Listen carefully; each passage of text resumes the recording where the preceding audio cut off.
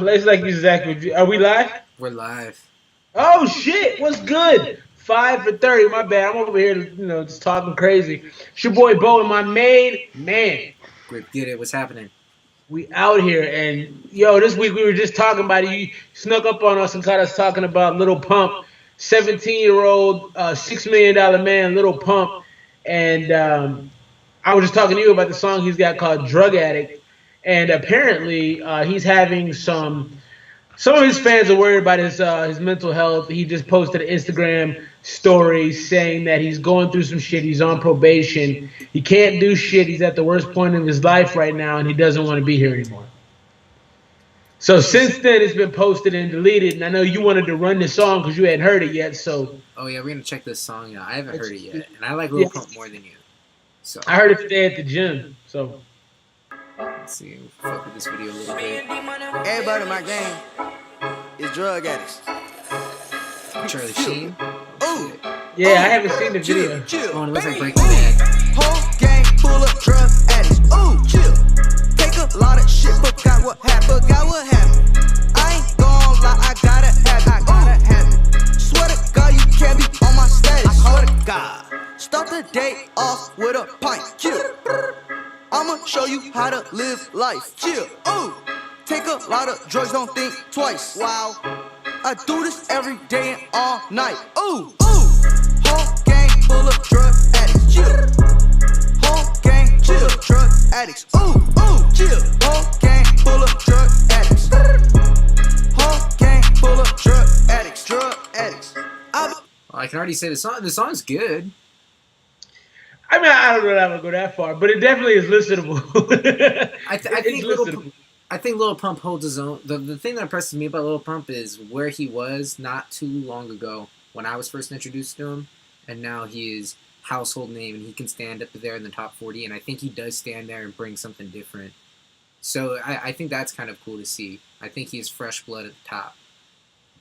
Yeah, I can respect that. I mean, the song wasn't bad. I mean, like, I'm an old head, you know that, so I'm looking for different things, but that song in and of itself, I feel a lot of things about it. I feel, number one, like I told you before we got on this call, like, to me, I've never heard a rapper so open about the fact that everybody around him is a drug addict.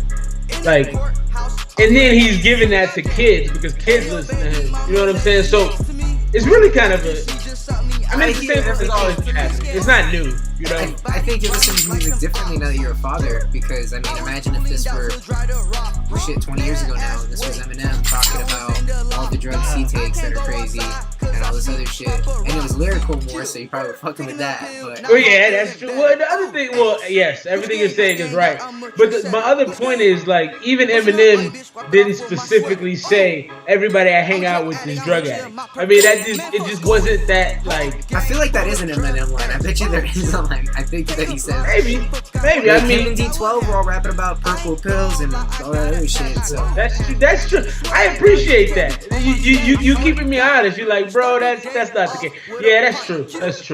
That's true. Man, all right. Thanks for calling me old. I feel old now. Well, shit, I'm just saying that I remember, because,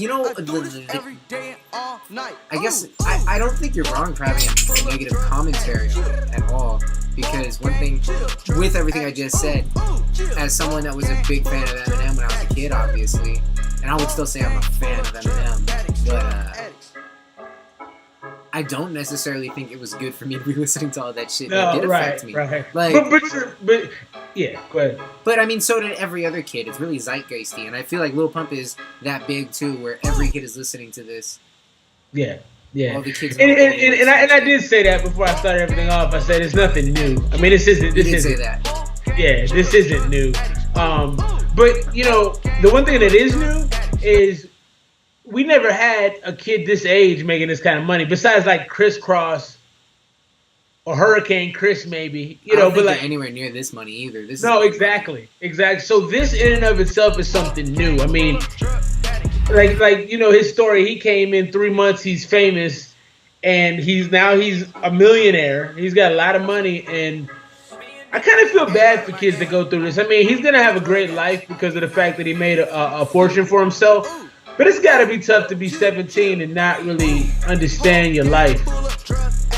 You know, if I'd had $6 million at 17, I wouldn't be alive.